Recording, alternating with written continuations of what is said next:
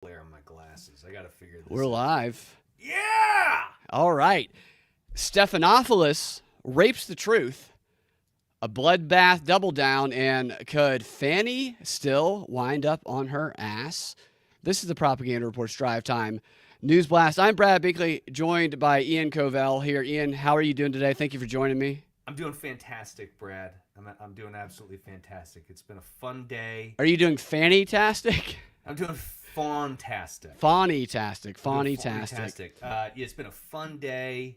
Text messaging my liberal friends and crushing them. It's like I have my own little social media platform. That's what we joke about in this one thread. It's like, man, this is a social media platform of 4 people. Right. It's one of my favorite ones to be on because there's an old liberal. There's me, who's a libertarian, who is definitely leaning, let's destroy everything with Trump. And then there's another buddy of mine who he's super pro-Trump, and he's also all about the Illuminati, and he's working on a Bigfoot documentary. Yeah. And then there's our 32-year-old, I think it's like 32. Then there's a 32-year-old friend on there who used to be progressive, but now I think I've convinced him to become a Trump supporter. You've turned him. I've turned him, and it's great. And when I say Trump supporter, I know that's loaded. What I mean is he's the funniest damn president we've ever had, and I want 4 more years. It's funny you should say that because I have an article that I haven't actually read yet. I've only breezed through it, but it's about how Trump has weaponized comedy. I read it. What a piece Good. of shit article. I read that piece of shit article. Yes. It's the Politico one? It's the Politico one. Yeah, we'll save that for the end of the show. To begin the show, for the top story, the question of could Fani Willis still be removed is in the news, and some people have high hopes that she could. I am not one of them, but Judge McAfee today granted Trump and his co-defendants' lawyers' request to appeal McAfee's decision not to disqualify Fani, with the hope here being that to delay the case further or to have the ruling reversed by the higher court and have Fani thrown out on her ass. And in the request, in the motion, which was made in what's called a certificate of immediate review, the defendant's lawyers said that Wade's resignation was insufficient to cure the appearance of impropriety that the court determined existed in McAfee's initial ruling. They also disagreed with McAfee's finding that Fani's MLK Jr. Day church speech, that it didn't rise to the level of disqualification on the basis of forensic misconduct, with the argument there being that she tainted the jury pool by doing that in Fulton County, where they're going to be, it could be people in that congregation that heard that speech where she called everybody a racist who was going after her. And this request to have, the request was to have the Georgia Court of Appeals review McAfee's ruling, which, as I said, he did grant. But he also, while granting it, made it clear that while all of this is going on with the appeal, that court would not come to a halt. They would continue moving forward with dealing with the pretrial motions and everything else they need to do to get to trial. That is, unless a higher court intervenes and tells them to stop things, which is unusual. That's not usually how this works. Usually when an appeal like this goes forward, of course they have to make the appeal now, but when it does, it is a stay in the trial. So everything does come to a halt, like it did with the disqualification hearings. So we have McAfee again kind of appealing to both sides of all of this, giving both Fani and both Trump's people kind of a way to say, yeah, this is in favor of us, because Fani's office came out with a statement saying, as the case is not stayed during the appeal, this office will work to move forward to trial as quickly as possible. And then Trump's lawyer, Steve Sadow, saying, the defense is optimistic that the appellate review will lead to the case being dismissed and that the district attorney will be disqualified. I am not as optimistic as he is. But what happens now is that Trump and his co-defendants lawyers have 10 days to file their appeal, and then once it goes to the Court of Appeals, the Court of Appeals will then have 45 days to accept or reject the appeal. Regardless of what happens there, even if they reject it, it will then be appealed to the Supreme Court. Even if they accept it, regardless of the outcome, the loser will appeal it to the Georgia Supreme Court. But again, it's not on hold because of this, as it might typically have been, at least as of now. And the reason that I'm not optimistic about all this, there's a number of reasons. I've mentioned this before. To remove FANI requires removing the entire district attorney's office, which now Trump's side definitely would want that to happen. But what I believe it would also open the door to is anyone who has ever been convicted by Fani Willis since she has become the district attorney would be calling for their case to be reexamined. Well, no, yes, you're right, because what's going to happen, because what they're afraid of is, let's say Trump gets off under this, right? And then they go, oh wait, Fani should have been disqualified. That ruling doesn't stand, and they bring him back. They rule it a mistrial. Right. So they don't want to wait till the end of the trial. They want to go ahead and get it out of the way early on. Yeah. And I think that the idea that this RICO trial that Fani is prosecuting, or she indicted with like all these 20 gangsters in Atlanta, like cases like that. I mean, if I'm their lawyer, I'm saying if you're going to throw Fani off this case, and we have to look at this, and you have a bunch of people who are believed to be murderers by many, and then you're going to have all the Atlanta public school people calling. And I agree. I think every case she's ever prosecuted should be reexamined, regardless of who the people are. But I don't think that's a can of worms that they are willing to open, in my opinion, anyway. No, that's way too much accountability. You can't admit that much wrongdoing.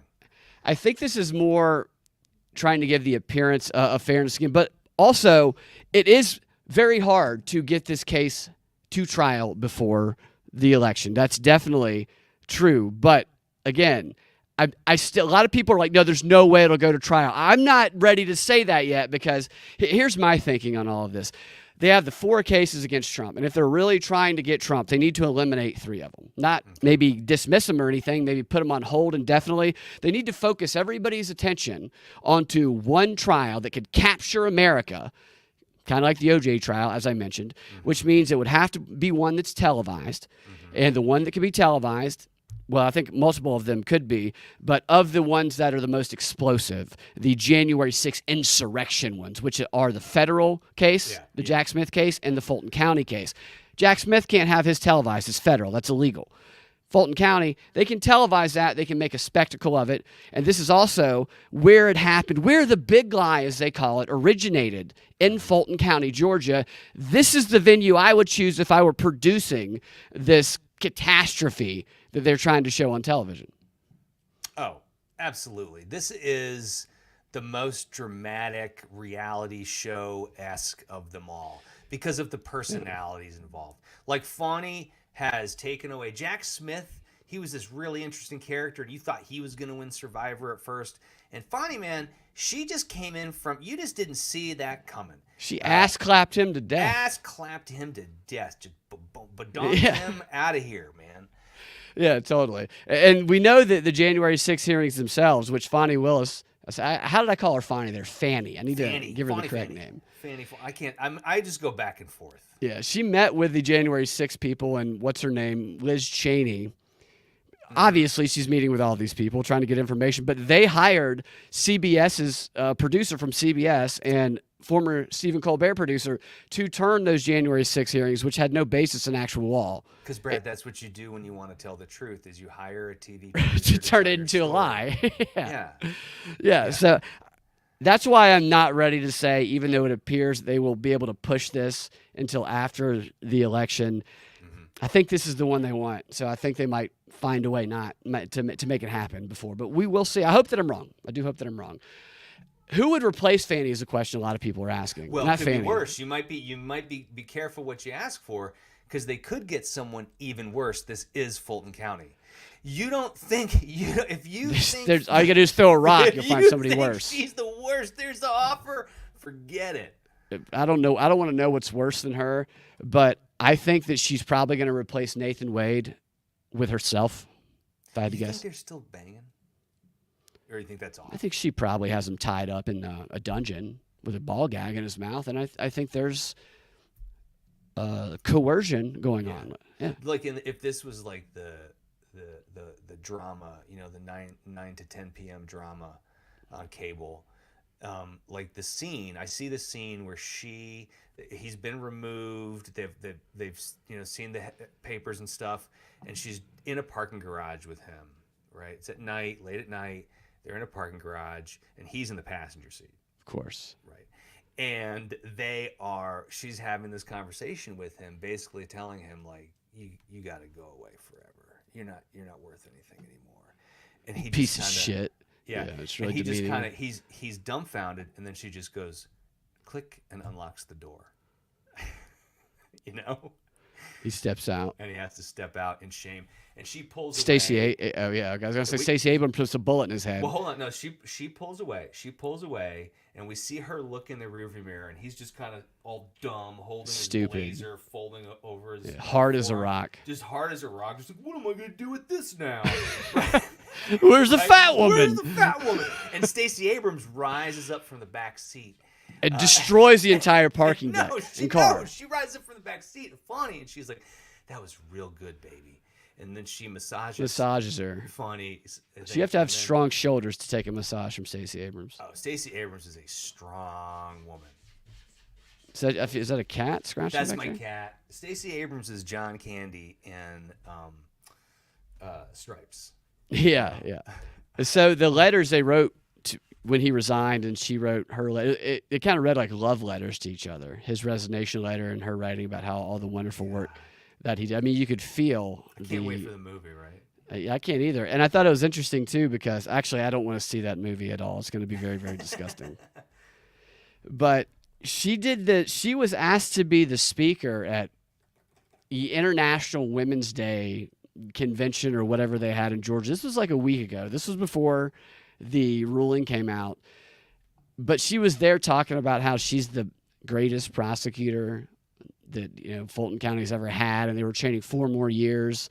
And this woman has no shame, and she has no intention of stepping down and no intention of not pushing forward with any of this. They can't. Once they get that far in, there's no turning back. No, it's how the communists work. So I do think, though, that she will replace Wade with herself, because I think that is the most entertaining outcome, is the culmination of you actually have FANI as the one asking the questions, and maybe even get Trump on the stand at some point, which that would be great and entertaining. Oh, my God. I would love that. Okay, so did you see this story about George Stephanopoulos interviewing Nancy Mace? Yeah, the rape thing. The rape thing, yeah. Yeah. Where he says it, how did he say it? He's interviewing, she's a rape victim, right. and he's saying, trying to call her a hypocrite because he's a son of a bitch. Right, you're a rape victim. How are you supporting someone? She should have slapped him. I would have. Totally.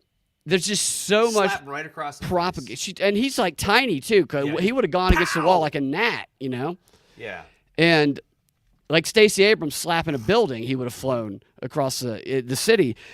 But the propaganda, the layers of it here are extraordinary. First of all, he says, how do you support someone, this is not an exact quote, but who has been found liable for rape, talking about Trump. And he says that like 10 times. So he definitely intentionally is saying the wrong thing, false information. Yeah. Oh, yeah. And he also... I guarantee it won't be seen as crossing the threshold into defamation, though. No. Trump is, and that's what I want to go. I guarantee that. And Trump is suing for defamation, but I guarantee it gets this also skips over. I hope he sues for $500 million. This is, to get all the money. Yeah. This also skips over, and this is a theme we're seeing lately, the bypassing of criminal court and using civil court, which has this preponderance of evidence, not, innocent until proven guilty. I mean, this is a subversion of the justice system by doing this way. And to say that the average person doesn't know this. And that's exactly right. Only like 5 to 10% of the population understands that. That's exactly right. And he says it over and over again, and people don't have an incentive to go and research it because they want it to be true, who hate Trump. It's to say somebody's liable of rape. First of all, it's not true what he says, but still, this is not a criminal trial.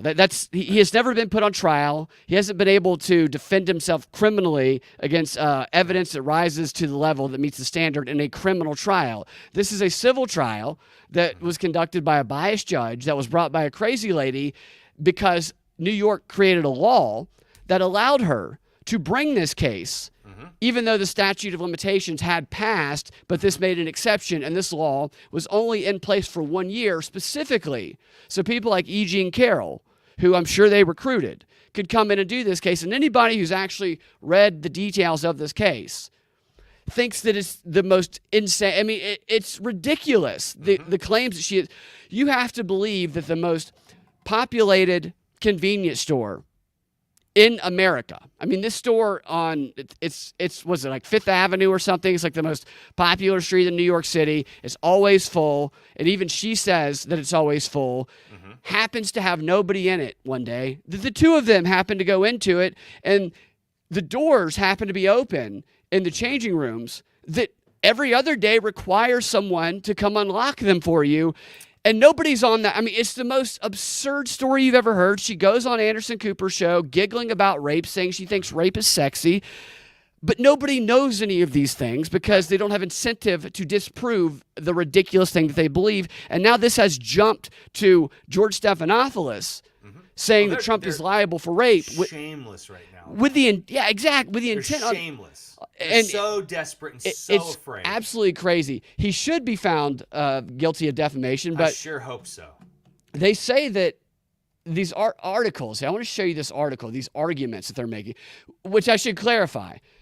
Trump was not found liable for rape.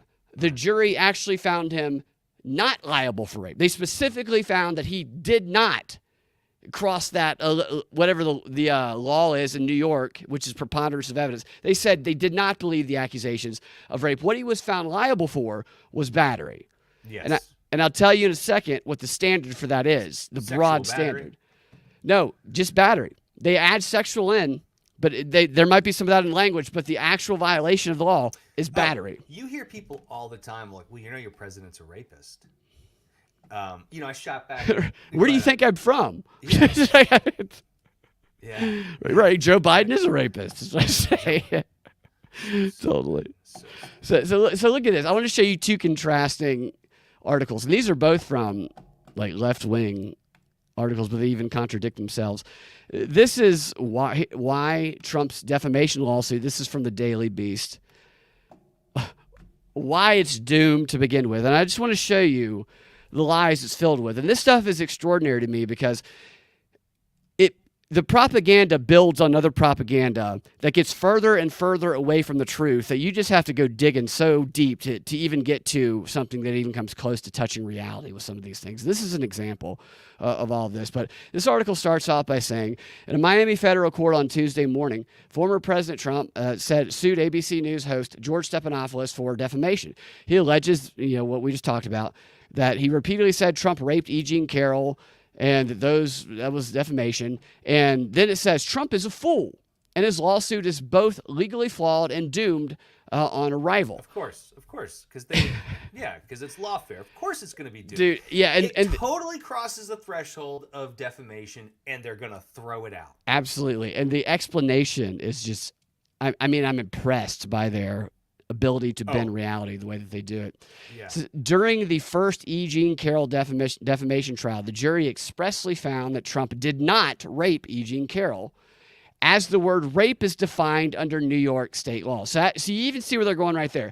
The word rape is defined. Right. And that's what matters. What matters is they take a word and they go, we know you think that this word has a static definition, but guess what? It's actually fluid, and we can make it mean whatever the fuck we want because we're maniacs. Absolutely. And Denver on Rockfin says that Joe Biden is a serial batterier. He sniffs babies against their will. There was a video of him today I don't even know what the meeting was for, but he just walks off during the middle of it because he couldn't help himself and starts messing around with somebody else's baby. I know. Dude, what a creepy guy. Creepy. He's a magnet. Like the younger they are, he's like an old decrepit vampire who just, absolutely, he needs the youngest baby blood possible. He's because such the other a creep. stuff doesn't work anymore. Why would you bring your baby to any Joe Biden event? I don't know, unless it's a sacrifice. And he's not nearly as funny as Trump. Well, and he does his jokes are pre-written by somebody else stupid. too.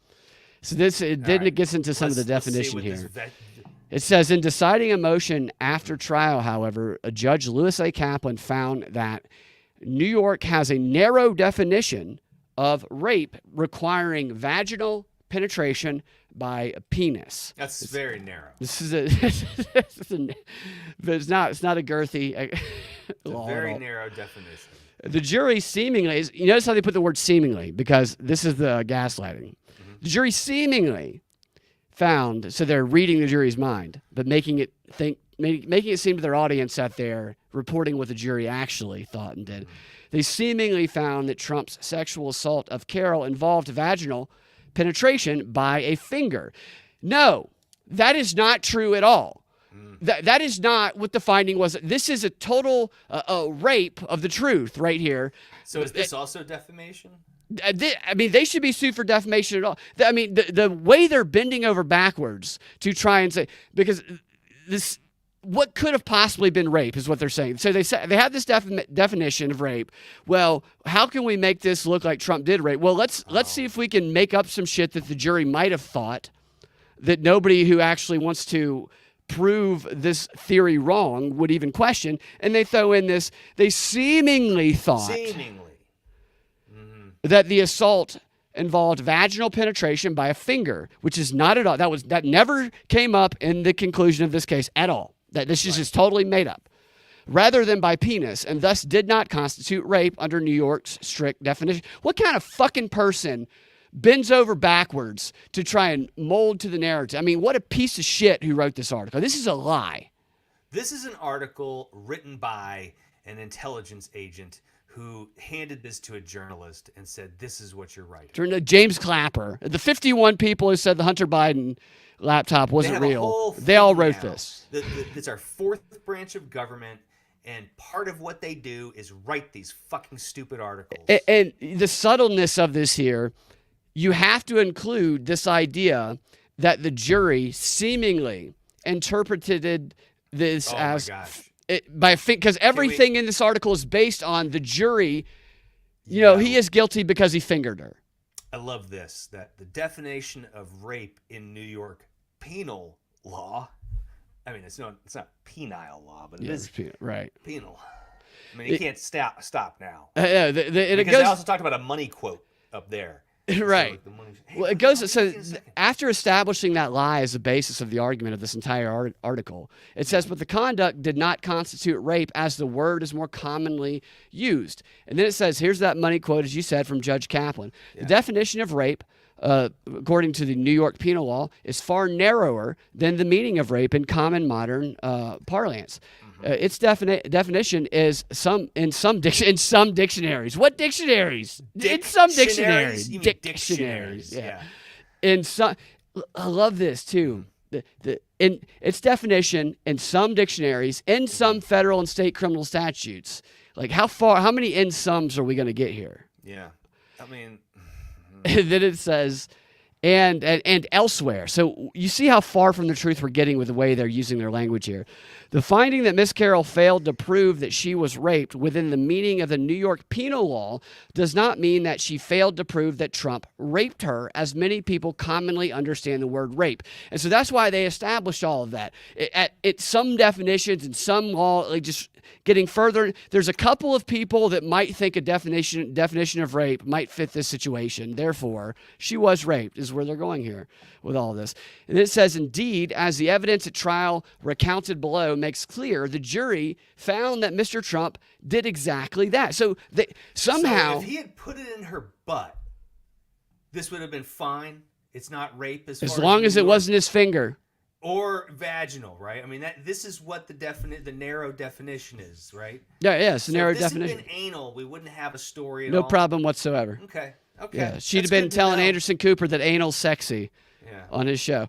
And then it says, given this judicial finding, it is not defamatory to say that Trump is a rapist. And then it says, Trump is a rapist in the common use of the word rape, even if he's not technically a rapist under New York law. And therefore, the rest of the article argues, Stephanopoulos is not guilty of saying Trump was found liable for rape. This is such a gaslighting. It's crazy. Yeah, it's Bananas. The mental gymnastics they're going through here. Brad, got to give me 1 second. No, it's Hold fine. on. Your I'll cat. Be right back. Yeah, I got you. Hold on. Yeah, take care. Hold on.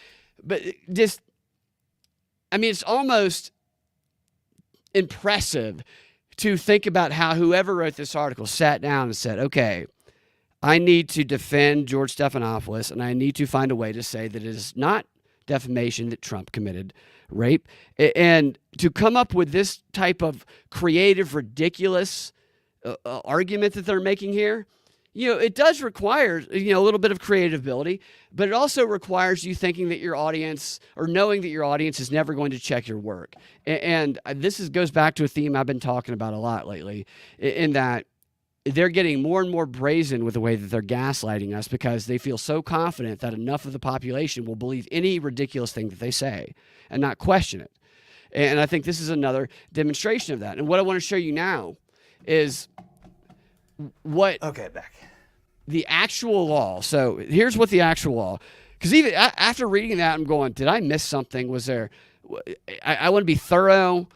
Did the judge say something about fingering in his decision or in the court at all? No, he didn't. He did not at all say that. He did not make that qualification. Play is not rape, okay? At all. Not in New York. In Absolutely. New York, we allow for a little finger play. Little fingering's not rape over here, okay? It's not rape here, guys. I finger my bailiff every other day. It doesn't matter. Yeah, we finger you. I finger he him, never wants it. her. He never wants it, ever.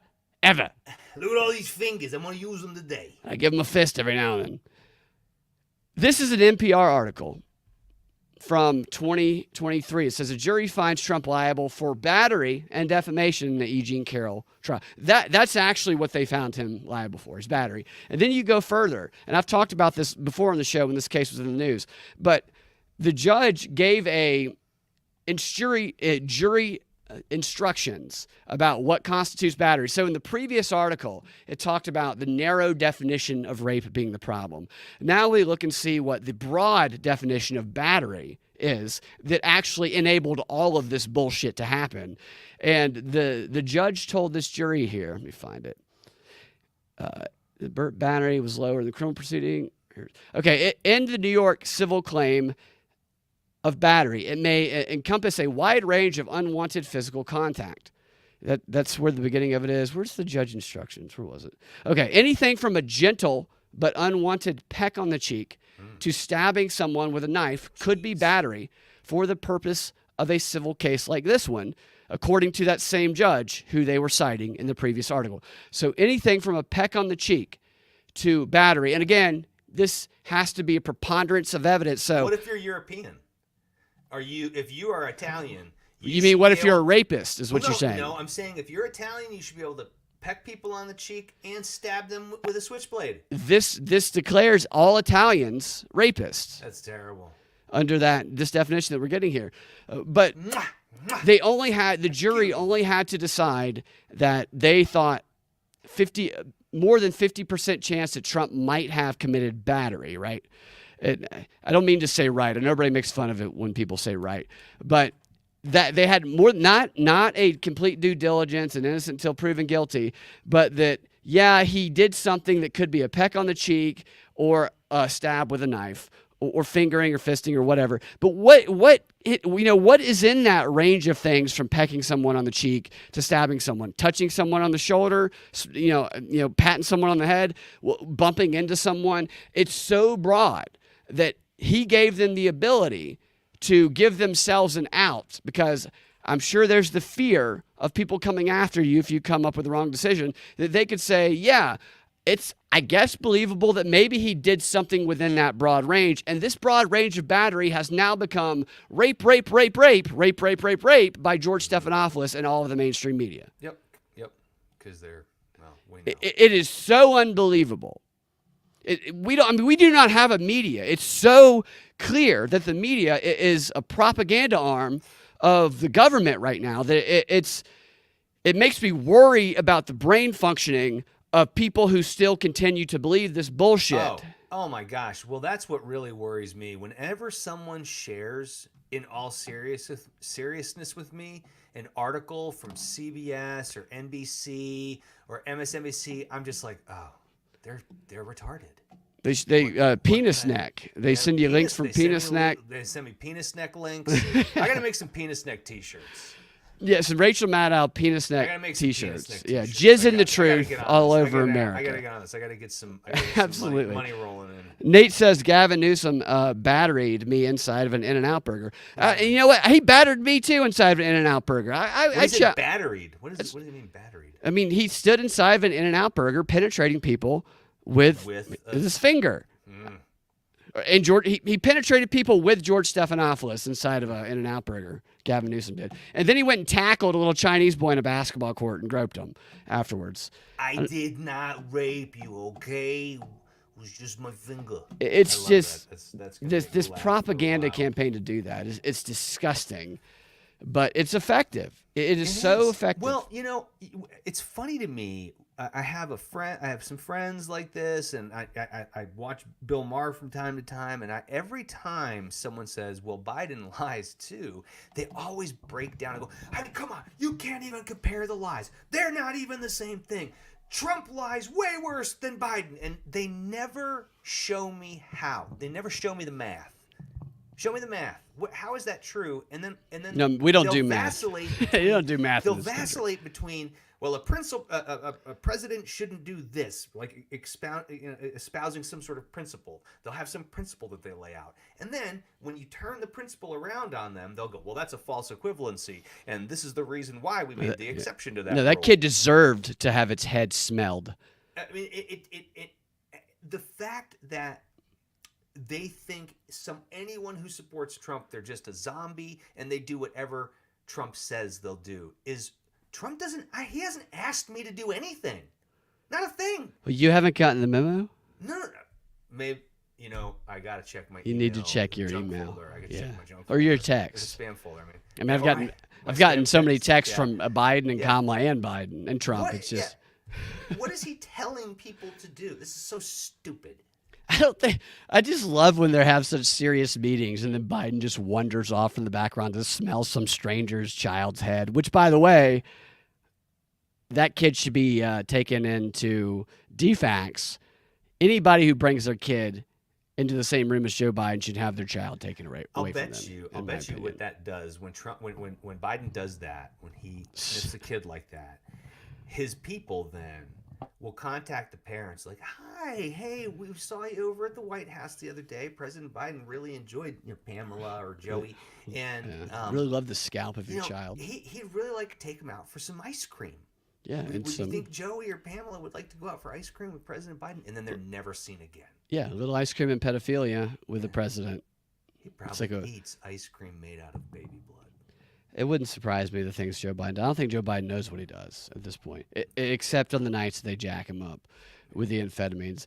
We did the live commenting on his speech, the State of the Union speech, and it was funny because friends of ours that Mr. Fake President Trump told us, he told me that they thought that Biden looked invigorated, he looked sharp.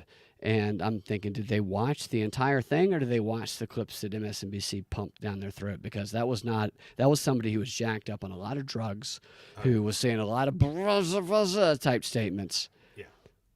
It's just the moment where he screamed illegal, he didn't know what Marjorie Taylor Greene was doing. Didn't matter. He had no idea. And she was really embodying like old Macho Man Randy Savage. Totally. I'd say she's like... She was hilarious. So Sam says, isn't a lie a lie? Doesn't it matter which side doesn't matter which side lies? I would never allow my children or grandchildren on it. Yeah, I agree with you. I wouldn't either. I don't hero worship any of these people. I think that's part of the problem of all of this is the divide and rule strategy creates a scenario where people are hero worshiping those who are positioned as the leaders of these opposing groups. I wouldn't allow my children around my plumber either. And my point is I'm not looking to these people to you hire a pedophile to do your plumbing? You know what? Are the pipes still leaking? He's good at what he does. He's good at just what he does. Keep the kids away from him. He's good at what he does. Just keep the kids. Honey, we're getting the kids in the SUV. We're going out. We're gonna drive 100 miles away so he can do his job. Yeah. Yeah. So Denver says 100% Ian, this is an intel fuckery. Yeah. All right, here, let's look to this. Let's move on to another story here. I love the bloodbath story because I just love the commitment to it, which has become so brazen, as I said. Look at this screenshot here. Ian, I love it. And this is after all of the whole. So there was the first round of the whole bloodbath thing where Trump was talking about the auto industry and how he's going to put a tariff on everything coming in. It's going to be a bloodbath. And everybody pointed out how the media took the clip out of context to make it seem like something else. He basically said it's going to be a civil war if you get rid of these jobs. Right, yeah. But they're doubling down on that. So this is the second wave of the bloodbath story that we've seen. And look at this screen image here. This is MSNBC. You have at the bottom in the lower third. You have. They don't understand how much they help. Like that is a movie I would watch. I would love to see the movie, the Bloodbath Candidate. Yeah, it's like a horror movie. It says breaking news at the bottom: Trump dehumanizes migrants, calls them animals, and then it has an image of Trump, and it has in quotes the Bloodbath Candidate. This is after all the what a controversy. Great novel. That is a novel that people will be talking about forever. That's something like my parents' generation would have read and I would have heard about, you know? Yeah, yeah. Sam says he'd fix your plumbing, so you don't have to go 100 miles away every time your plumber comes over. Thanks, man. I pulled some clips from this. It's about a 10-minute or so segment that started off.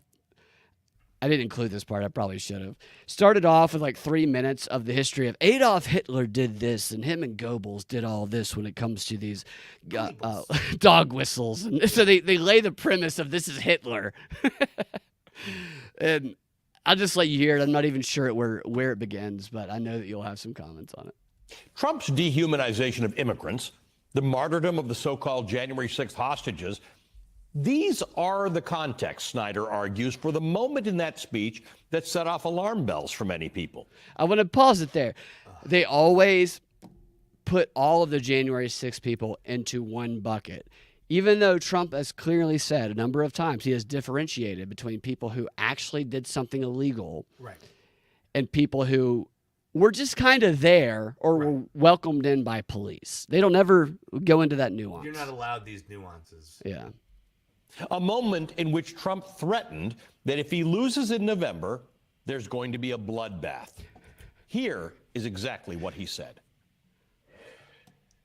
We're going to put a 100% tariff on every single car that comes across the line, and you're not going to be able to sell those cars. If I get elected, now if I don't get elected, it's going to be a bloodbath for the whole, that's going to be the least of it. It's going to be a bloodbath for the country. That'll be the least of it. I think this is interesting what they're doing here. They're sons of bitches. So one of the ways to expose their lies is to show the full or fuller clip of things that they play out of context. So now they're like, we're going to prime this with 3 minutes of how you're about to watch Hitler, which is what they did. Right. And then they're going to say, here's what he actually said, but now we're going to... The tone he used to set up the clip. Absolutely. We're going to tell you what he means. So they're going to do a bunch of mind reading here. And if you have children in the room, please. And they're going to pretend that rhetoric does not exist except for Trump, that nobody since Goebbels and Hitler has done it. Oh, Sammy. It's going to be a bloodbath for the country. That'll be the least of it. That'll be the least of it is important here. That part of the speech set off alarm bells for a reason, but the hand-wringing began immediately. What did Trump really mean? Was he just talking about cars? What do you really mean? That high pitch. What do you really mean? I mean, we brought in a mind-reading helmet, and I'm going to put it on and read his mind. Is this guy wearing earrings, or am I just imagining that? This guy. He should be if he's not. Or was he actually threatening violence? Trump himself tried to clear it up today in an interview with the British far-right politician turned broadcaster Nigel Farage. So just before that plays, I just now noticed this. You see this in the background over his shoulder where it just says climate? What? Look at that. Oh, my gosh, it does. What is that? For those just listening, it's like a graphic image, and there's like a building in the background, like one of those billboards that might be scrolling across the top of a building for an advertisement. And there's like a very slowly moving word. It just says climate. Man. So bloodbath, talking about it's going to be a bloodbath in the auto industry because we're going to lose our whole industry because this guy's going to all electric cars and they're made in China. Ah, bloodbath in the auto industry. Oh. Trump is saying nothing to see here. Liberals are getting stirred up about nothing. I was talking about cars. Yeah. But as Professor Snyder points out, quote, Trump is calling for a bloodbath in front of people who stood to dishonor bloodshed, to honor bloodshed, people who have just sung with coup criminals, people whom he implicitly promises he will pardon if they carry out another insurrection. And he's doing this. Which he has said very specifically, the people who didn't do anything wrong. He has differentiated. These articles sound like it sounds like trying to have a conversation with the craziest ex-girlfriend I ever had. Where it's like, no, I didn't say that. How did you hear that in what I just said? In those situations, I've been there.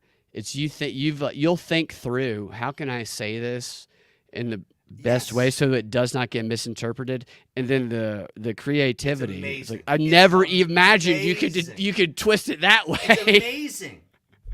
Yeah. The media is everybody's ex-girlfriend or boyfriend. Or boyfriend. Could be. Yeah. I'm just speaking from my own personal, POV. It's in the fascist style of telling a big lie that confers martyrdom upon criminals who try to overthrow a democracy they associated with subhuman. So this goes back to what I was saying about the layers of propaganda where they race past the truth of things. A comment like this, if you're being judicial and if you're actually doing your due process, you have to start this at the beginning. Did these people commit a crime? Which ones committed a crime? And was there an insurrection, or which is what this is all based in, which there's never been any federal charges of insurrection, but all of this presumes that one happened. That's always the response you'll hear. It's like, it was not a legal thing. Yeah, right. Yeah, but then you're like, okay, well, if it's not a legal thing, then why are you putting so much emphasis on it? Right, and so what's the argument there from people that say that? I guess the argument is that the justice system is broken against them if that was not an insurrection.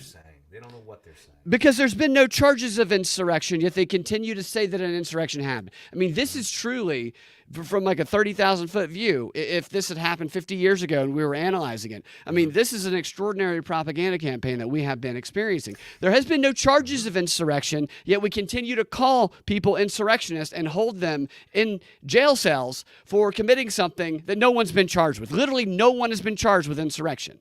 Right. None. Mostly it's trespassing. You should see Trump for what he is, an aspiring fascist who likes, wants, and needs violence.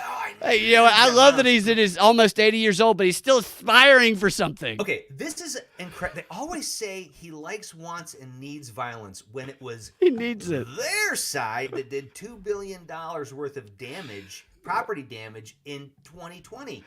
Beat people in the streets. It's the leftists that block intersections and yank old ladies out of wheelchairs. You mean protect democracy? You do. You insurrectionists. You mean protect democracy. Look, I have a narrow definition of for very narrow democracy. Definition. I just love that they said that he wants it and he needs it. It's like, what? Needs the violence. If this were an improv scene and someone said he wants it and he needs it, there's going to be later scenes of him wanting and needing insurrection behind closed doors. Fun. So much fun. The bloodbath candidate. He's almost 80 years old, but he's aspiring. I'm Timothy Snyder. I'm the author of The Bloodbath Candidate. Yeah. Trump sits down with his career's his life coach. He's like, what do you want to do with your life? I mean, you're over 80 years old now. Is he over 80 or is he 79? I can't remember. But you're reaching your golden years. What do you want to do? You want to retire? Well, I'm aspiring to be a fascist. I haven't been good at it yet. Yeah. It's just so absurd. Never stop dreaming. And that should be the message here. So somebody should take this aspiring fashion, turn it into an ad, like one of those ads. At least he has the energy at his age to aspire. To have a goal. He's got a goal. What is Biden aspiring to? The next step. That's what his aspiration is. Don't fall after the next step. The thing that keeps Biden alive is the fragrance of the scalp of a child. Yeah. He's aspiring. Cat's got the zoomies, and I'm letting him zoom in. Sorry. Sorry. All right, so I was into that one, and they continue on here. Joining us now is the Yale historian. Oh, Professor so this Tim is the Snyder. Yale historian. This guy is such a clown. This guy. I already just want to yank him out of his chair and make him fall over. And they have at the lower third, it says breaking I feel news. like a bully tonight, Brad. It says Trump, be a bully, and I would love to hear it. Sorry. Trump attempts to defend bloodbath comments, and then you have a guy who is wearing a sport coat over what looks like a jogging sweatshirt Yeah. or They something. gave him the sport coat, and they were like, don't you have a coat to wear? No, I He's just like, came I've been from sleeping on the I just corner came for from 3 weeks. racquetball. Yeah, I've been sleeping in the racquetball court for 3 weeks. Yeah, the pickleball. My wife The kicked pickleball me court. out. I just got this gym membership. Look how serious his face is. Yeah, he is so worried. He Do hates any of these it. people look like fun to hang out with? No, dude, he's worried No, Trump's going they to look kick him out of his very boring and pickleball. scared. They look. This is the satanic panic from the 80s, just repackaged. That's what this is. It's wild, too, that people consider this news. I mean, this is not news at all. Sir, good to see you. Thank you for being here in person. This is a remarkable conversation because people have spent the last couple of days saying he was just talking about. For those listening, I want to paint a picture before we go to that. Sorry to keep stopping, but in the background, you have all these effects on MSNBC, and you have this image in behind both of them, the bloodbath candidate, and it's Trump giving a speech, obviously in front of a bunch of insurrectionists, I imagine. The cars. Now, I'm an economics reporter.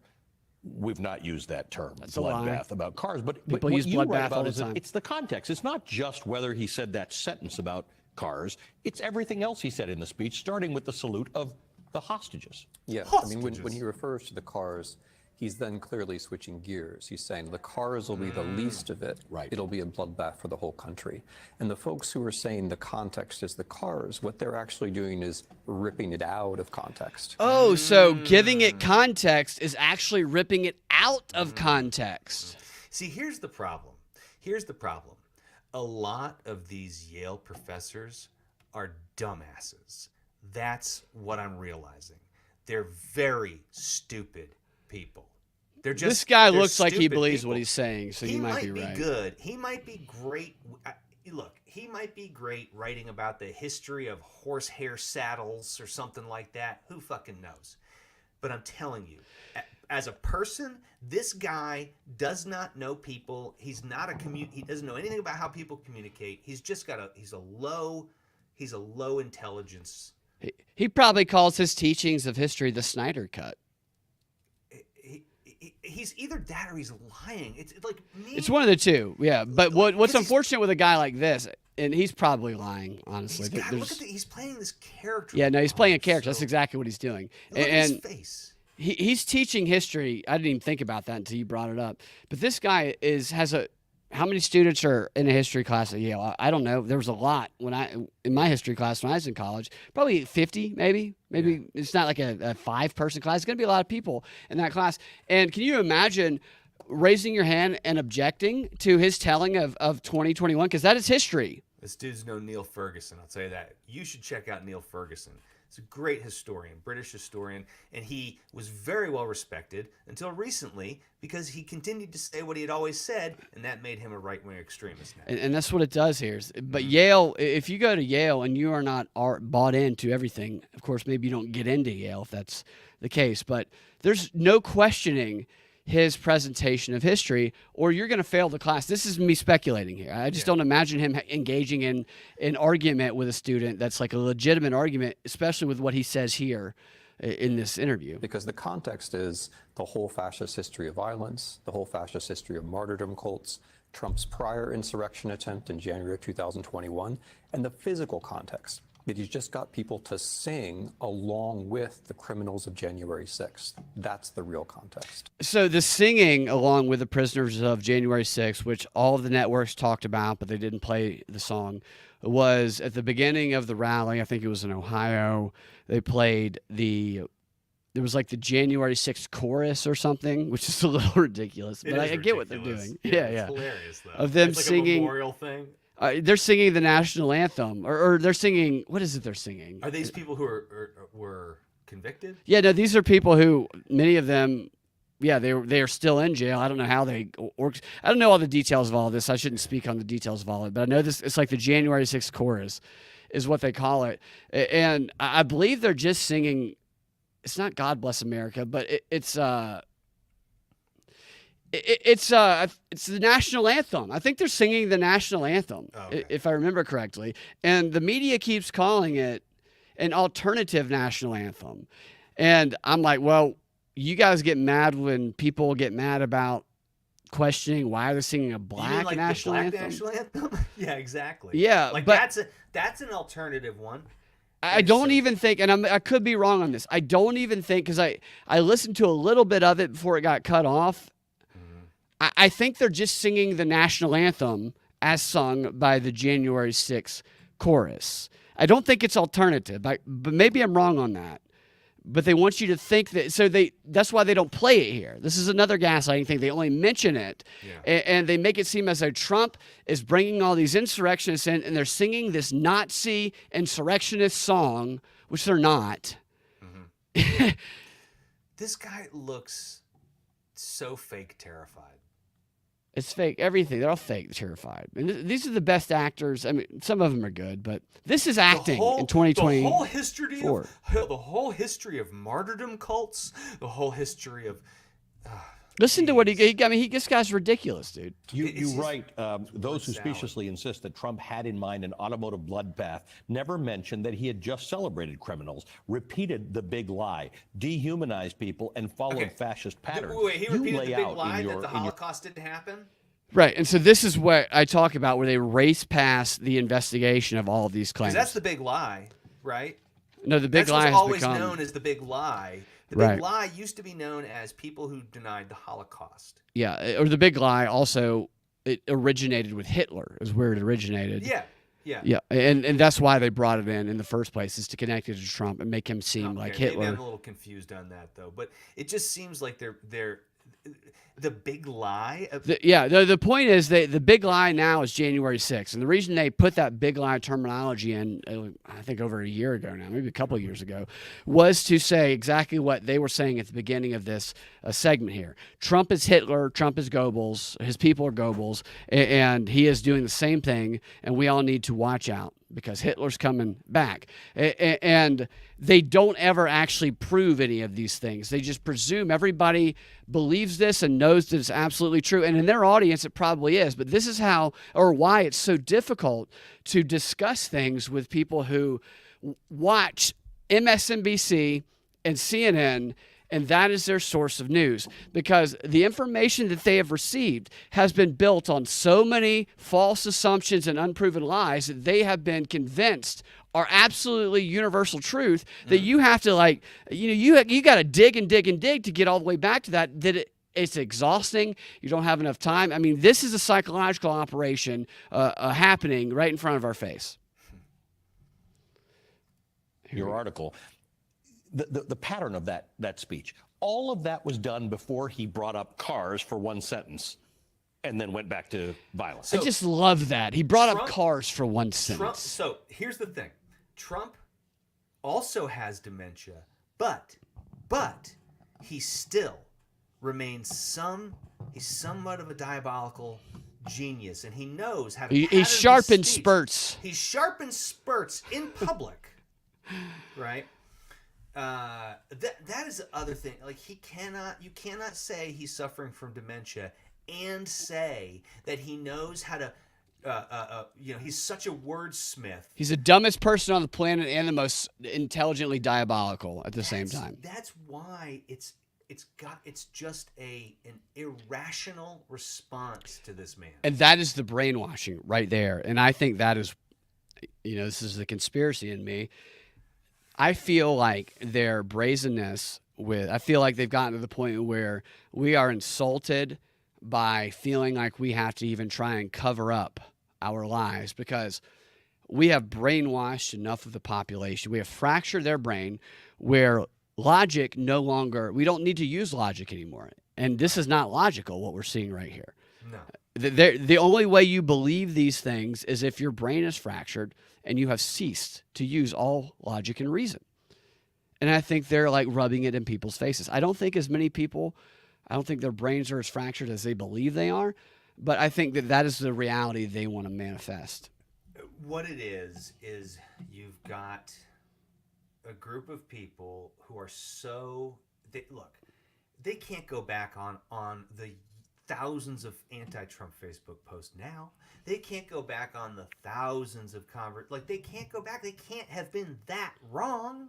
Right. Yeah. Right. No, that's true. It's you can't go back. Right. They're so now. committed to the lie that Yeah. you know it's you can't say that I was wrong because it's so obvious that you were. It's almost like what Chris Cuomo is attempting to do by his News Nation stuff and going to be interviewed with Tucker. I'm a fan of redemption, and I'm a fan of we don't need to think everybody. People get shit wrong.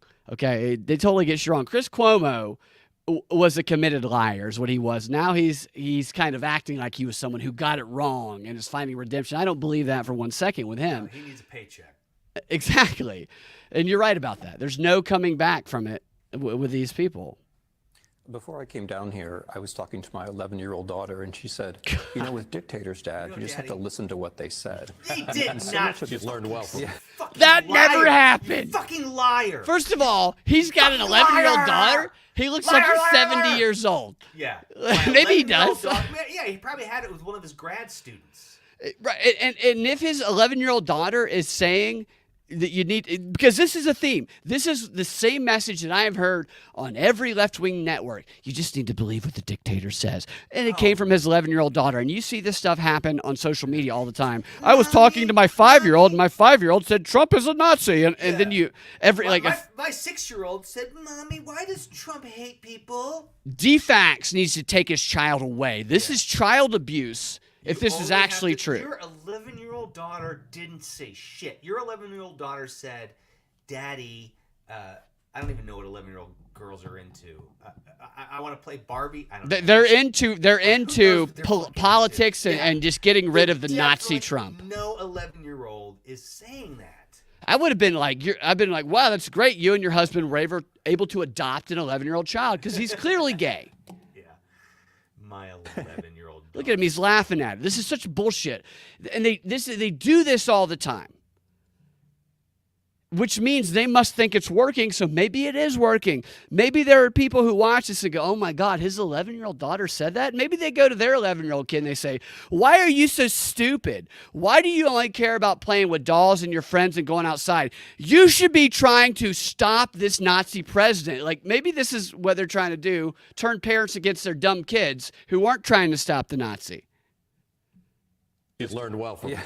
Well, there's so much of this discussion. You just have to listen to what the man says. You what can he look for says. excuses in good faith or bad faith. Yeah. You cannot want to look at what he's actually saying. You can decide that you like the bloodshed, so you're going to lie about it now. You can decide you're going to look away. What bloodshed? But the actual, What bloodshed? No, nothing. What This is well, people believe on the left that 5 police officers, the number changes, died on January 6th. One person. Well, 2 people. They believe that One had a heart Trump attack. personally choked them. No, they died the next. Nobody died on the She died day. the next day. Well, actually, Babbitt did. Well, Babbitt did, but that's not. You're a fucking Someone had a heart Nazi, attack. dude. Don't ever bring up Babbitt, Ian. Somebody had a heart attack. The next Somebody had a day. heart attack. Okay. I think it was the next day. I thought There was no something- deaths that were anyway. actually attributed to, even in the medical reports that were attributed to January 6th. There were people who died the next day, and there could be an argument No, made. I watched the camera footage from Ashley Babbitt being shot. It's in a documentary. Yeah, you watched how she deserved it, right? And that's what they'll She say. didn't deserve it at all. She was doing what everyone else was doing. She was behind what they a say, door. dude. He shot her through a window and a door. Yeah. Sam says that Snyder's definitely neutered. He does look like somebody who's neutered, doesn't he? Yeah. He actually does look like a neutered Yeah, person. he's just got skin there, like a Ken doll. What do they call that in Game of Thrones? The neutered guys? The I can't remember. why the eunuchs. The eunuchs. Yeah, he's a eunuch. He's a Well, eunuch yeah, for the eunuchs- left. Eunuch was a way to go. Eunuch was a way to go if you wanted to get a high-paying job, but you had to just prove to the king that you weren't a threat. Right. You weren't gonna, Yeah. You weren't gonna bang anyone. In the And it's door. like, look, my daughter's like, why? Why aren't we stopping the Nazi? Yeah. context are those human beings around I love how he explains context here. you like the bloodsheds, you're going to lie about it now. You can Yeah, you decide like you're going it. to look away. But the actual context are those human beings around him who've been asked to identify by singing and standing with violent criminals who tried to overthrow our system. Once again, he classifies everybody as one and the same. The problem with these types of people is they try to make the simplest observation an academic exercise. Right. He's trying to make something so fucking simple this highly academic thing, and it's just not. And he's probably going to get, tens of thousands of dollars to do a government study on looking into this subject. Yeah. Nate says that his 3-month-old said that speech was like 9/11. What a very, very, very bright child. What's going on, D's Laughs? Good to see you. We'll let this clown continue. That's the context. That's the context, dude. Is something context important here? You've told us we got the term the big lie, or we applied it to this from work that you had done. Donald Trump is not acting like a normal politician who expects to win or is even trying to win. He doesn't need to win more votes. He just needs to be in the ballpark because he's laid the groundwork for you not believing that he would have lost the election. Yeah. It's also important in this speech if we're talking. right. So exactly what they're doing. That's the stupidest thing I've ever heard. So Trump really doesn't want to win. No, he's not even trying to win. He's not even trying to win. He's just trying to spread insurrection to your 3-year-old. I'll be honest with you. I gotta be honest. I'm a little nervous about the way I'm reacting to this because I have never in my life been so excited to vote for a person just to piss these fucking dorks off. And that's an angle that some people talk about. Is this piss these dorks off, man? I have because I am so tired of this. One of my friends was like, "No, the wokeness will get worse." I'm like, "No. I'm voting to crush it. I'm voting to break the soul of wokeness. That's what I'm hoping for." Sorry. I had a lot of coffee earlier. No, I got you. No, I love the passion, but you're right. It's this. So I go back and forth with this.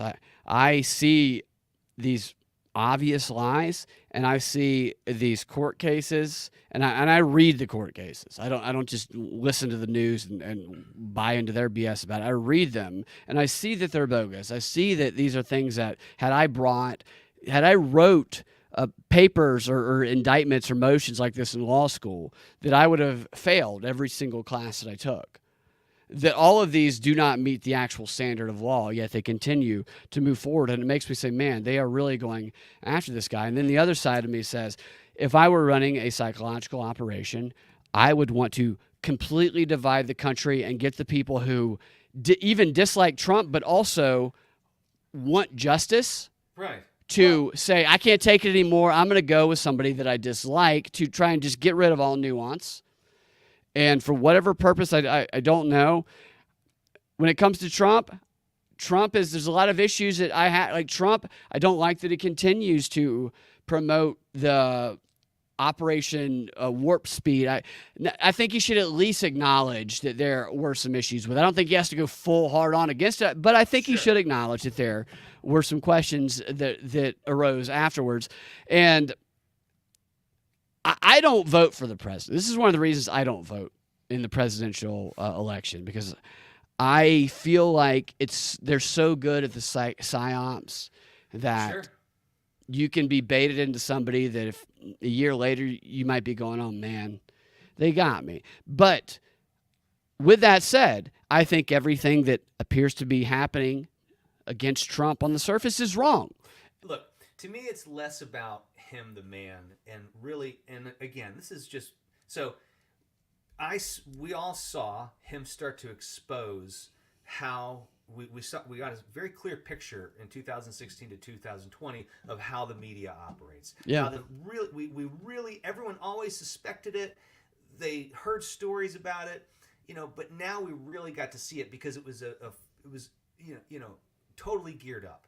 And what we're seeing now, I think that now we've moved on to he's showing us how the justice system is corrupt. We've heard about it for a long time. We've heard about it from minorities in this country for a long time. I had a friend ask me say the other day, he's like, well, if Trump is innocent, why is he so afraid to go to trial? I'm like, oh, I don't know. Probably the reason why lots of because it's obviously corrupt. Yeah, because it's obviously fucking corrupt, right? Why anyone, so it's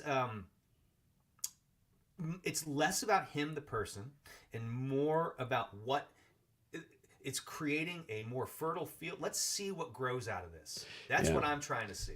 I feel like, and maybe I'm wrong in this assessment, but I also feel like that people that I've met who do support Trump and are behind him and all of this, I feel like that they are very aware that there is an operation going on that's trying to turn them into insurrectionists in the next election and trying to turn them into Russian bots. And I feel like that it's going to take an extreme push to get them to do something that those propagandists might want them to do to manifest that reality of violence that they want to maybe can't ever bring do forward. The violent thing, because that just falls right into the trap. You can't give them.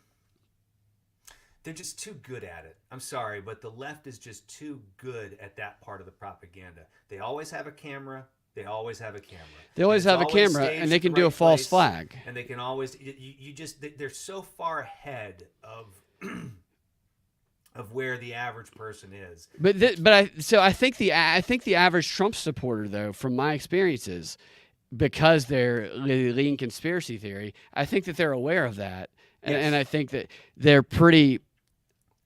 From what I've seen anyway, I do not expect, anytime there's a story about some right-winger does something to blow up a building or kill somebody, that it always ends up being bogus, the initial claim. They just want to brand it. I think that most people who support Trump, and of course it's not going to be all, it's never going to be all, I think that they're aware of the spotlight that is on them, but I also think that if they were to actually put Trump in prison, convict him, I think that is what could set people off if they wanted to cause some sort of disturbance. It could. I just don't see a lot of violent Trump supporters. I don't either. Most of them are old. I don't. Or Chinese people, Asian people. I cannot think of the last time I saw a bunch of Trump supporters block an intersection and keep people from going to the hospital. I cannot. No, you're right. You're right, but the media doesn't report it that way, and so the media report says, "Here's the Proud Boys," and then it's like, well, there's a bunch of FBI agents.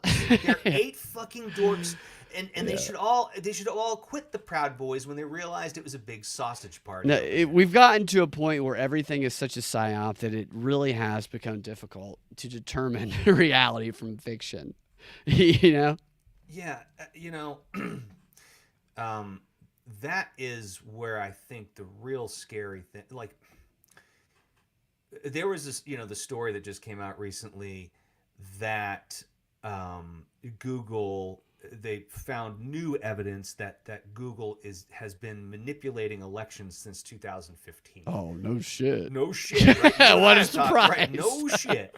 So, but when I pointed this out to a liberal friend of mine, the immediate response was, "Oh, so you don't like freedom of speech?" And I said, if they were doing this to Democrats, there would be hearing after hearing after hearing. There would be a New York Times and a Washington Post. There would be these reporters with dedicated weekly columns to the topic. They would never fucking let up on it. Right. They would never let up on that it. Evidence, we would see it all the time. They wouldn't have to bend over backwards. Oh, absolutely. But when you suppress the other side that you don't like, if you suppress Republicans, that's okay. And not even Republicans, just anyone critical of who they want. Right. It doesn't have to be a Republican. And I think that is where this campaign is they're attempting to get to, is the idea, and he actually mentions this here in this last minute of this clip here, is you are wrong to engage in both sidesism. You are wrong to not just question or to not just accept what we say and question it, because that would mean you are supporting the insurrectionists. And I think they want to create enough of the population that is okay with suppressing the speech and the rights of those who they can classify as MAGA insurrectionists, like terrorists. But here he is in this last minute here where he mentions kind of that both sidesism. Talking about context, that at least 9 times he himself invokes the big lie. Correct. And 9 in doing that, times. he creates, he Again, embraces. this is on the It's a presumption magic that any number. of that is true. Any of At this least big lie 9 shit is times. true. If it had been 2, 3, 4 times, but 9 I mean, times, this he went really pisses me overboard. off so bad when I hear an argument. It's like everything you just said, it's a lie based on a lie, it's a mountain of lies that you are coming to these conclusions with that nobody watching this has ever questioned. The people around him in this alternative reality. And then in alternative reality, it's not the number of votes that's going to count. It's the feeling of having won that's going to count. And that's why we have to understand his words as preparation for a November 24 insurrection. No, That's he's, what he's he's preparing. Let's think about. He's preparing for the 2024. Everything Trump says is a preparation for the 2024 insurrection, even though the 2020 insurrection is not something that was real. This is what I want to do to this guy. I'm like, honey, I just need you to calm down, okay? Just calm down, have a drink. It's all going to be okay. Nobody's going to insurrection you, okay? No one's going to try to What about his daughter? She's probably protesting Yeah, somewhere. no one's going to try to finger you. You're not going to be found liable for anything. Yeah, no one's going to. But it's like, what? I just don't understand. He's got to be full of shit. There's no. Oh, way I think he's this knowingly scared. lying. I mean, the guy's a There's professor at Yale. Anybody with and half a brain knows there's not going to be another. There wasn't even a first insurrection. there was not a first insurrection. That's the lie upon a lie that I'm saying is people have to believe that the first one happened for the second one to happen. I would love to have. I don't know how you would even do this because they can control the people that get in the classes, but a handful of people take his classes and just challenge all of these BS claims that he's making, these assertions, and wake people up who are in his class. Because he has full control over the beliefs of his students. They probably see him as some intellectual who they feel honored to be in his class. Depends. If he's an undergrad history professor, they're barely paying attention. If he's a professor at all, maybe he's just an academic there. Denver did point out that maybe I guess they do have titles for people who might not even be teaching. He could very well just be like. He's a just there research sucking professor. all the D just all the sucking all time. D. Yeah. Yeah. Hey, look at him. He's just on the screen. He's showing how big of a D he can suck. I bet he can take Rachel Maddow all the way down. Her whole neck, he can Her take it whole down. neck. Oh. The term we use these days is dog whistle. The idea that you say something that people who attune to it can hear. What's the historical Dogs. precedent for this? Donald Trump says things. The rest of us can be hand-wringing about whether or not he meant automotive bloodbath or whether he didn't. But the point is it's landing with the people to whom he needs it to land. Yeah, I mean, that's one point. It's definitely landing with the people around him. But I think we also have the problem that our immediate impulse is to say, well, let's try to find an excuse for him. Let's try to both sides this. Let's try to suppress this. No, you can only beat this sort of thing if you recognize what it is. There it is. Yeah, you have to, and in order to recognize what it is, you have to listen to me, the expert professor, and I will tell you what the truth is because you're too stupid. And exactly, and that is the whole premise of the both sidesism. We are it's 2024, and it is considered by these people anyway to be wrong to consider both sides of an argument. Yeah. That's really crazy. Oh, I know. That's insane. The only way you can better shore up your own understanding of something is to think, to understand what the other. I understand what progressives want. I know that they don't think they're intentionally going to hurt people with their policies. I know that. I know they just want to make people, they have bleeding hearts. They want to make the world a better place. They exploit that sentimentality and They do, well, progressives. I'm talking People in about power I'm talking about your average on the street. That's what I'm saying. Yeah, person yeah. No, progressive. they're Your typically average on the good-hearted. street, Yeah. typically good-hearted person, and you're right. The politicians in power will exploit that, right? Well, And they'll believe him. Oh, they must be true. He's just an old man with a speech impediment. What my progressive friends always fail to do is think of the rubber meets the road side of the argument, the side of the argument that Which is I'm a on, sex act in the Biden house. which is the fingering so that you don't become a rapist argument, right? Yeah. No, but the argument on my side is I always go, okay, well, let's see the practical application if we were to give everyone a mansion. Let's see what that would do to the rest of the world. Yeah. And then you explore that with your progressive friend. And then, but they won't do that. And then they They'll- defriend go- you. just They go, block "Oh, you we're the on richest Twitter and country in the Facebook." world." Yeah. You get blocked. You don't hear from them You get again. blocked. It's so sad, but whatever. Sam says the students who would challenge him would get kicked out of class. You're probably right. Probably. I failed my last psych class in university by challenging my professor with his propaganda. Yeah, why would you not kick them out if your job's to do that? And that is what they use these Ivy League schools to do, is to, indoctrinate the young children. You get them away from their families, and you shape them into these Klaus Schwab global shapers of propaganda. And Denver says he saw Richard interviewed on Jimmy Dore several months ago and saved the important documents that he pointed out. What's that reference to? What's that? Richard who? All right, we can get back to that.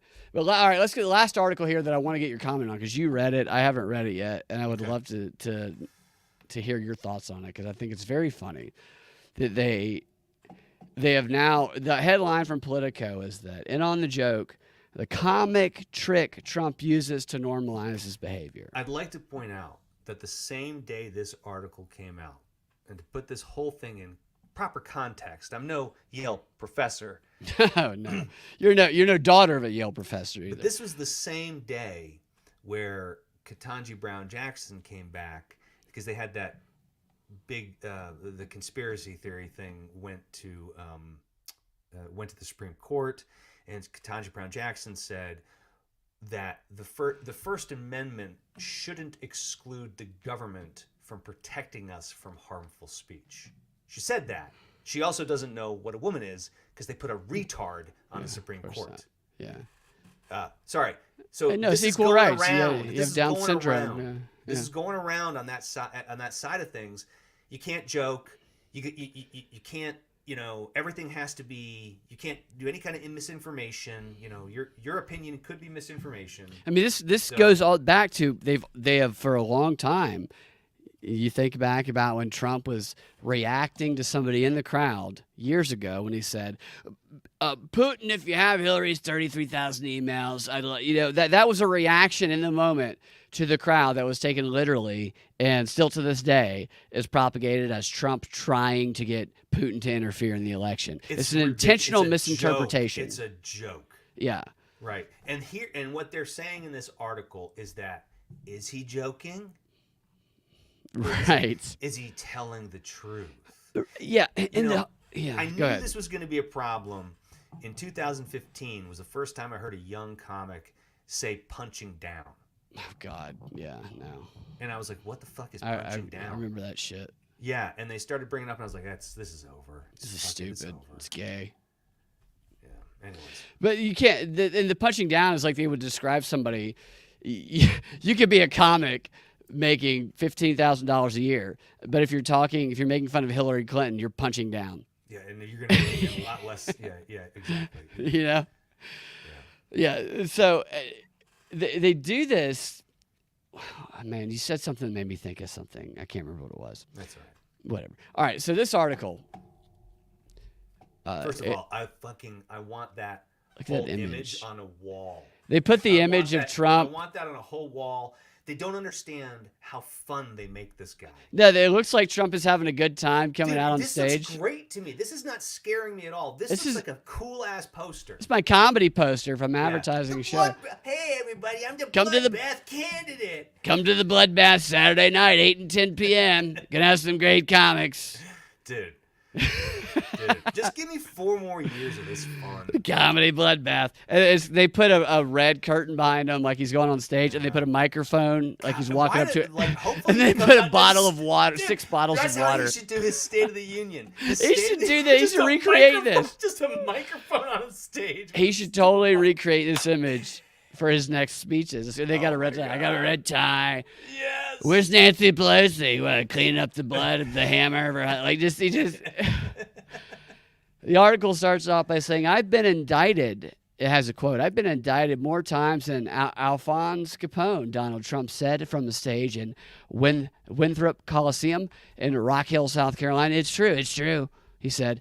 It's not, they say, but what mattered the most was that here he was last month uncorking an especially lively version of what has become a routine rally riff. Oh, I like that. And rally riff. Time for a routine rally riff.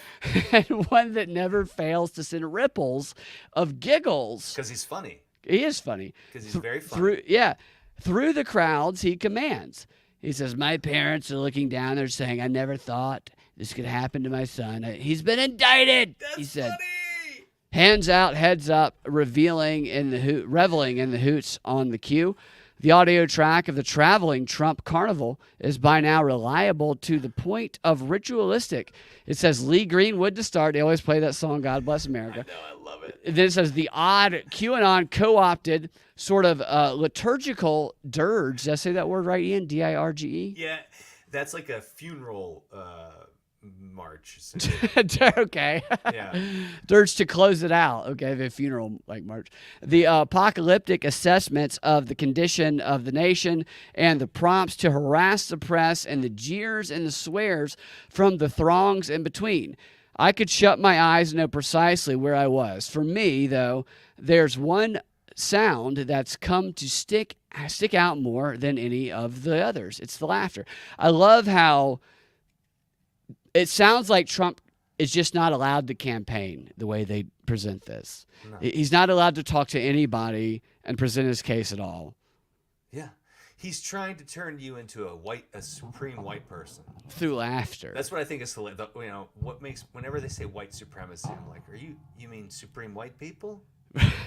I mean, I feel like if I'm doing it, anyways, what does that even mean? No one wants white supremacy. Who the Nobody fuck wants does. that? And to something you were saying earlier, I remembered what I was going to say is if Trump were to try and become an actual dictator and do a bunch of crazy shit, people who supported him would rebel against him. Absolutely, because that's not who they signed up for. They signed up for the funny guy. No, yeah, they would be like, fuck this shit. Yeah. You're acting like Joe Biden is what would happen. Yeah. Yeah. But they want you to think everybody's stupid, but the reality is they're not. Yeah. Yeah. No, I bring up, like, they'll say, well, Trump, he flouted this. I'm like, yeah, well, Joe Biden is paying off student loan debt with taxpayer money, and he's not paying off the guy who went to plumbing school. He's not paying off the loan he started for his small business. No. And everyone's He's smelling seeing their this. children's hair. Everybody is seeing this now. I really think it's going to be a popular vote landslide in Trump's favor. I just don't know. I don't know how we're going to know the difference if they're rigging the election again. I say again, maybe, or like they maybe did before. I don't know, man. Like I think they did before. Oh, they of course. Well, they rigged it in the sense. I'm in the school of thought that they rigged it in the sense that they just changed the rules of the game midstream. Yeah, I think they rigged the entire thing. I think they messed with the Dominion voting machines. I think those guys, and we'll probably get kicked off YouTube for this, but that's listening to Garland Favorito and talking with him. I think they rigged every single corner of it, and I have no reason to believe they won't do it again. They'll probably do a combination of things, but I mean, I do think that hopefully the Republicans are, I think they're trying to do ballot harvesting and things like that now. They should. They might as well. It's all. It's just the elections and that's another thing is when people act like elections aren't normally. There's not fraud. There's always fraud. This idea that, first of all, Democrats and progressives will regulate every single one of your rights. They'll regulate your right to talk. They'll regulate your right to have a gun. They'll regulate your right to not have unreasonable search and seizure. They're going to regulate every single right. But don't you dare touch voting. You can't put any rules around that whatsoever. In fact, if you ask someone to provide ID so you can maybe ensure there's no you're fraud, racist. that's racist. It's racist. Yeah. And what's crazy about that is it's not nearly as racist as thinking a black person can't get a fucking ID. There was an ad that they made, or there's an ad in an article where they were talking about Trae Young, the basketball player for the Hawks, and about how he wouldn't be able to get an ID. And implied in the article is that Trae Young, he's probably worth $30 million, and he's going to be worth hundreds of millions by the end of his career. He just couldn't get an ID. That he's just too stupid to know how to get an ID. I can't get an ID. Like, And what? I'm like, that is so insulting. That is so dumb. And what happened? And that's the audience they're speaking to. They are speaking to very rich progressives who White feel progressives. White progressives Yeah. who feel terrible about their money, and they will buy into this shit that they need to get in there and be the white savior. Yeah, and they play off of that idea of they have a hole in their life and they are going to give you can save people by doing this, and this is where a lot of these activist organizations are created based off of. I talk about this book a lot, The Organizational Weapon, the Bolshevik Strategy for Organizing, which was written like in the 1950s, but it talks about getting people into these activist organizations that do this very thing, and that they target the type of people who are vulnerable and easy to manipulate because for whatever reason, they come from a broken family or they've been out on the streets. They need something that they can give them meaning in life. And so they bring them in and they become their North Star, these activist organizers like Stacey Abrams, and they say, here's what you can do to be meaningful in this world. And they totally they manipulate them and they treat them like shit. They are con men. They're total con men. It's unbelievable. So this article goes on to say that these signature set pieces are, and I should say, I feel like every time I go to do stand-up now, I should be like, I am not trying to create an insurrection with any of these jokes.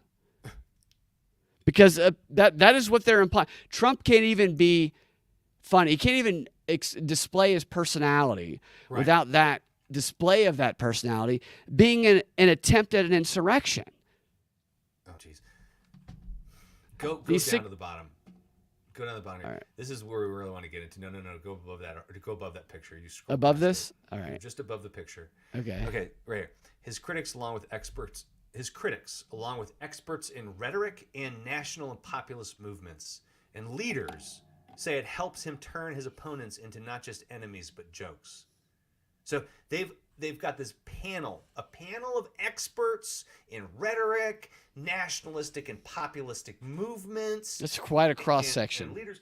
I mean, they've brought all these people in. Just all of this to say that he's funny, and that's why people like him. That's article over. I wrote it in so many fewer words. And this is coming from people who support Biden, who the White House just created a TikTok channel for. Right. But banned it for government employees. Yeah. So Biden can do it, and Biden can talk about it, but his employees can't do it. But he's not a dictator. the Kelsey family, and Biden does these jokes. What if Biden became hilarious? Would that make him an insurrectionist? Because they try to make Biden hilarious. They do the dark Brandon stuff like they did on Seth Meyers not long ago. Biden is funny the same way your boss is funny at the company Christmas party when they force him to, wear a funny sweater.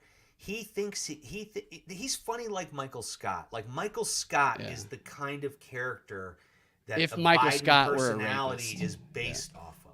Right? Yeah, Michael Scott, if he were a rapist in power. And I'm just presuming that this is Right. I'm not saying this. No defamation charges here. I'm just assuming. Yeah, no, he could. There's no way he could be funny. Look at this language here. His critics, along with experts and Reddit, as you said, the populist movement, they say it helps him recast as laughter matters and desensitizes his supporters to his most outrageous comments and proposals, the undermining of institutions and abandonment of allies, mass deportations, and all but outright institutions for the Russian invasion. Yeah, and you guys are just using hyperbolic language to describe things that we all agree with.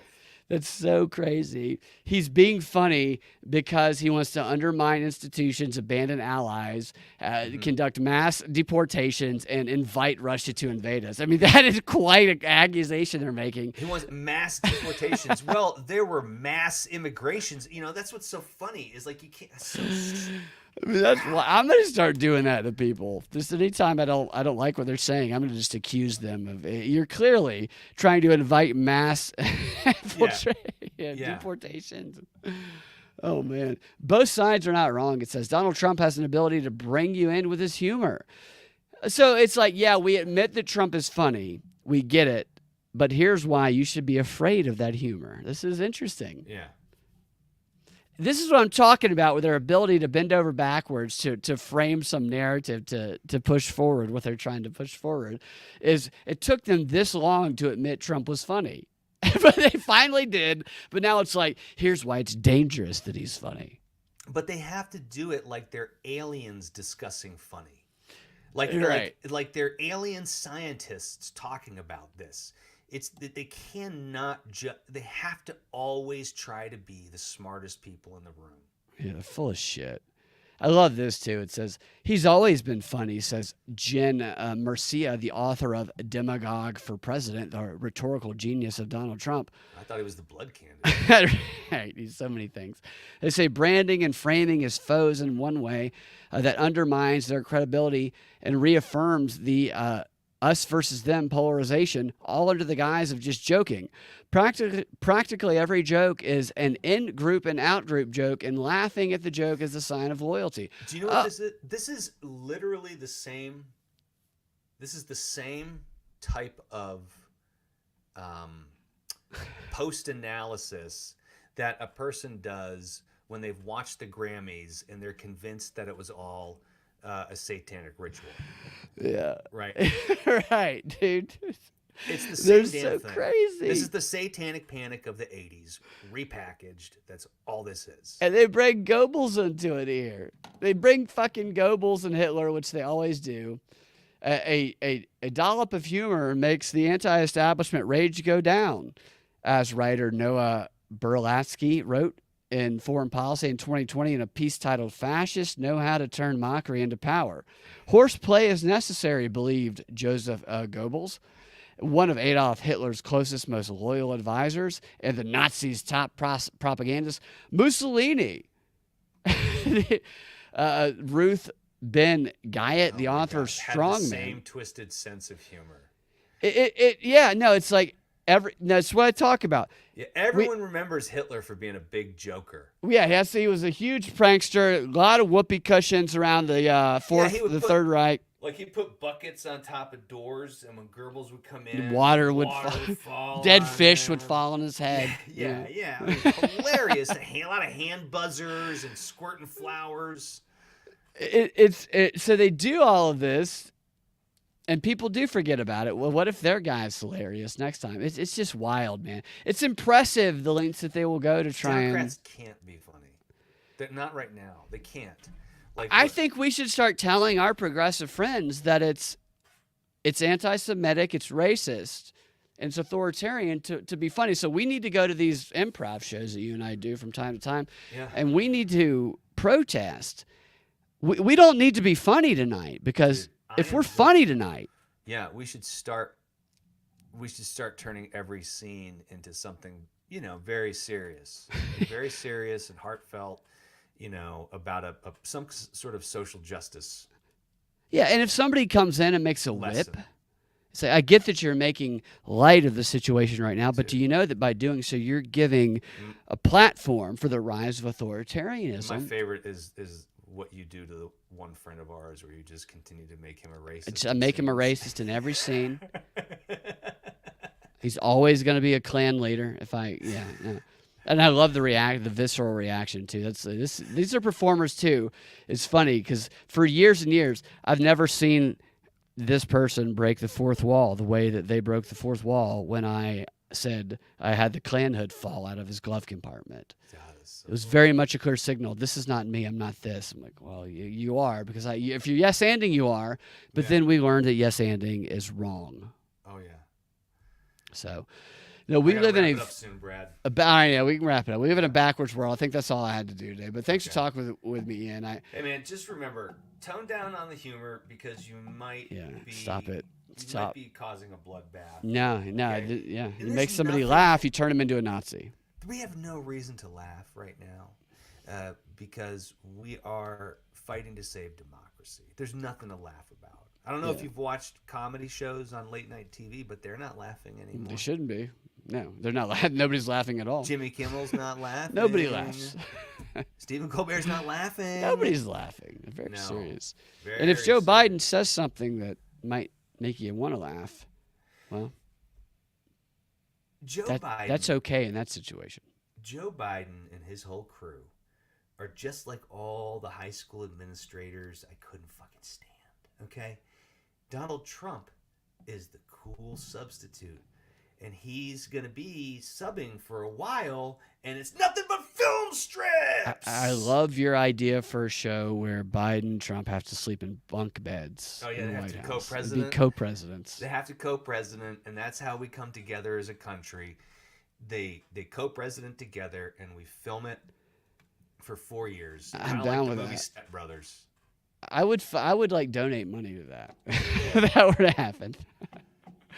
Thank you, Ian. We could bring the country together. I love you, Brad. Thank you, everybody, Thank for you. hanging out in the chats. We will Dude. talk to you guys next time. Have a See ya. fantastic rest of your day.